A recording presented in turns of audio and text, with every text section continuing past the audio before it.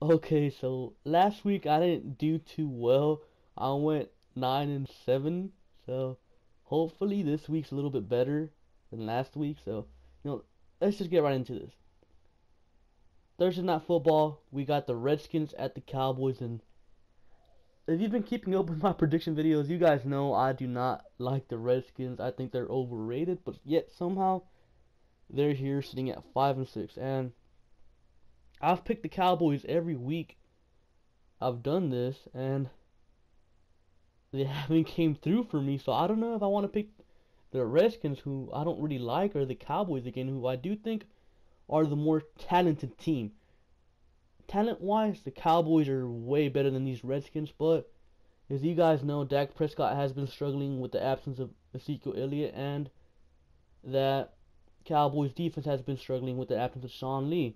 So I don't know. Part of me wants to take Dak Prescott and the Cowboys, thinking they'll bounce back on prime time, but part of me is just too hurt to pick them again. So I'm gonna just go with the Redskins because the Cowboys have let me down every week, man.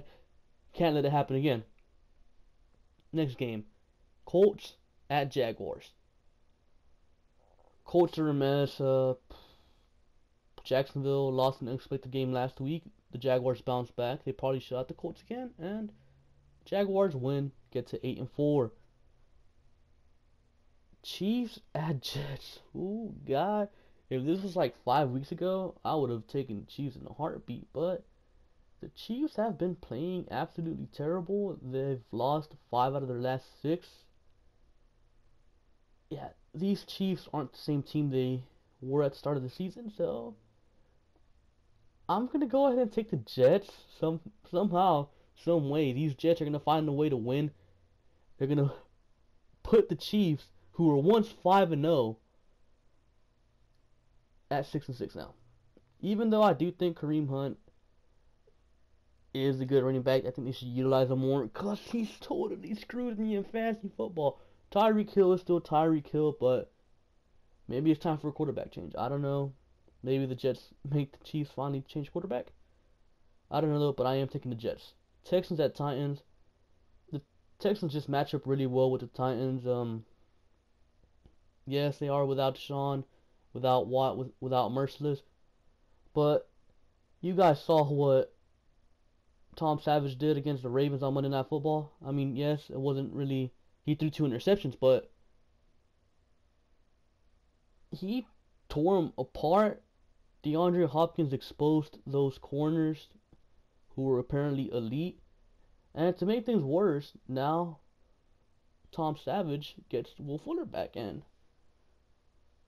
Yeah, it's not going to end well for the Titans. So I am taking the Texans. Texans upset the Titans. Titans go to 7-5. Not where they would want to be. One game back behind Jacksonville. Buccaneers at Packers. Okay, so when I first heard Aaron Rodgers is coming back December 17th, I was like, at that point, the Packers are going to be like 4-10 or whatever. It's not going to matter. But somehow Brett Hundley was able to pull out a win.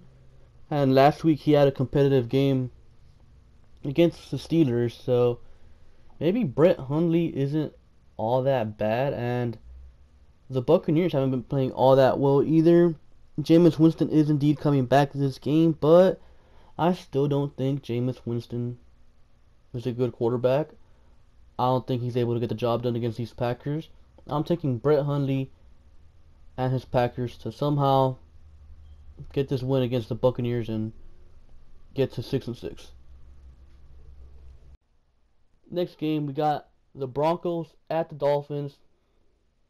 I also feel like I've picked the Broncos every week since I started doing these, and time again they've been letting me down. But last week they played, well, Paxton Lynch played terrible. When Trevor Siemian came in, he kind of made the game close, kind of scared the Raiders a bit. And I think, well, since Trevor Siemian is starting, I do think that the Broncos find a way to win. They find a way to beat these Dolphins, who aren't really a good team either. So, yeah, I do believe the Broncos win this one. putting both teams at 4-7 or 4-8. Niners at Bears. Two equally bad teams going at it. The Niners have suffered from some terrible quarterback play as well as the Bears. At this point, it comes down to who I trust the most, Jimmy Garrapollo or Trubisky. Trubisky sucks. He hasn't shown me much. The few starts Garrapollo has started, he's shown me more than Trubisky. So I'm going to go ahead and take the Niners here to somehow find a way to get another win over the terrible Trubisky-led Bears. Lions at Ravens.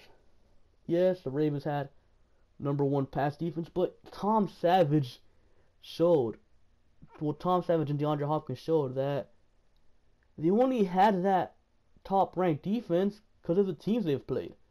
And Matthew Stafford is way better than Tom Savage. Matthew Stafford is probably the best quarterback the Ravens have played all season long. So I expect Matthew Stafford to completely tear up this Ravens defense and beat them. So the Lions get to 7-5, and they're in the thick of things in that thick NFC playoff race. Vikings at Falcons. Oh man, this one's gonna be a good one, man. Case Keenum has been playing lights out. Of course, that Minnesota defense is awesome. I love their defense. And the Falcons, surprisingly, I never liked them, but they've actually caught on fire. Julio Jones, 250 yards, 2 touchdowns, 12 receptions last game. The guy absolutely went off. The guy has been pretty much not really non-existent, but not playing up to Julio Jones standards. But last week he really played well, and I do think he's met a pretty good matchup with Xavier Rhodes. I feel like this Vikings defense is going to be too much for the Falcons offense to overcome. I feel like Case Keenum is going to do just enough to squeak by these Falcons. Patriots at Bills. Should I really say much more? Patriots win. Bills started off 5-2. They're now 6-5. Not really playing so well. Bench Tyrod for Peterman, then bench Peterman for Tyrod. Just squeaked by a terrible Chiefs team last week. Yeah, taking the Patriots. Browns at Chargers. Well, as you guys know, last year the Browns' only win came against the Chargers. But unfortunately for the Browns, these Chargers mean business. They're in the thick of a playoff race. They're only one game behind the Chiefs. So I am taking the Chargers. I don't see there a way that this ferocious pass rush with Melvin Gordon, Joey Bosa loses to this Browns team. I don't see the Browns stopping Melvin Gordon. I just think Chargers are going to win this one and win this one pretty big. So the Chargers are now only half a game behind Kansas City because Kansas City does indeed own the tiebreaker over them at the moment. Giants at Raiders. The Raiders aren't a really good team, but the Giants are far worse. I am taking the Raiders. Rams at Cardinals. The Rams couldn't stop Tom Savage. I mean, the Cardinals couldn't stop Tom Savage. So, no way the Cardinals stop Jared Goff. So, I am taking the Rams, and the Rams might win big. Now, here's another good one. Panthers at Saints. Winner of this game takes control of the NFC South. Last week, the Saints, I'd say, put up a pretty disappointing performance against the Rams. But hey, it was a battle of two good NFC teams, and once again, we're getting another battle of two good NFC teams. And I feel like if Marshawn Lattimore would have played, it would have been a different game.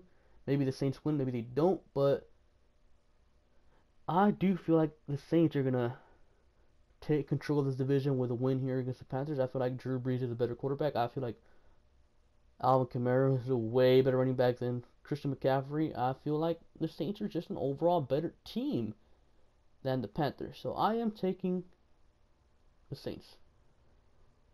Eagles at Seahawks. Man, this would have been an interesting matchup if Cam Chancellor and Richard Sherman were playing.